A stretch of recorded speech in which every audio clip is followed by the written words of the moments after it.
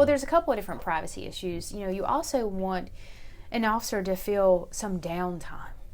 That it depends on the policy of the department, but anyone that's actively recording all the time, there needs to be a mechanism where it's when they're responding to a call. They need downtime. They need that moment where they breathe. They call their spouse. That doesn't need to be recorded. I think we would see a great decrease in the number of people wanting to be officers if we saw that happen.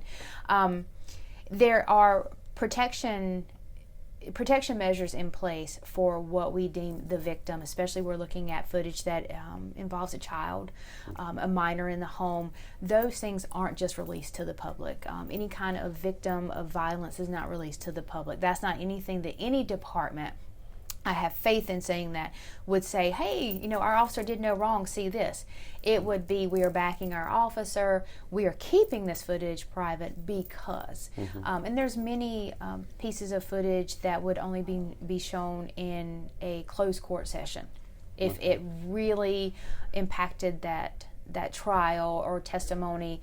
Other than that, no one's going to see it. Right. And that's another piece that the social worker is going to advocate for, because Right. if we're going to a situation of domestic violence and there's minors or that person was severely hurt, number one, we don't want anybody to see that. Number two, we don't want to re-traumatize the victim or the children, and the privacy of that whole situation matters more than releasing that to say there is no wrongdoing.